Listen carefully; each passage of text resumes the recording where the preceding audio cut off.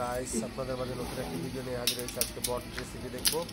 প্রথমে এলাচ, দারচিনি, তেজপাতা এগুলো দিয়ে জাল আসা পর্যন্ত ভেজে নিয়ে কাটা পেঁয়াজ দিয়ে দিলাম। কাটা পেঁয়াজটা হালকা লাল বর্ণের হয়ে আসলে, বাদামি রং হলে আমরা আদা বাটা দিয়ে দিলাম। আদা বাটা দিয়ে করে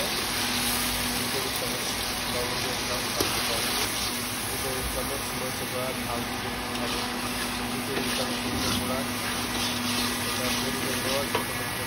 বট রেসিপি বট রান্না করে হচ্ছে।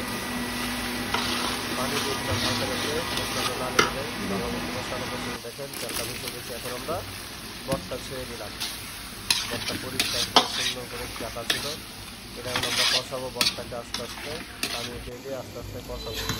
আমাদের কষানি শেষ, আমাদের রান্না শেষ, খুব অল্প টাইমে শেষ করে দিয়েছি। তো আমাদের চ্যানেলটি সবাই সাবস্ক্রাইব করে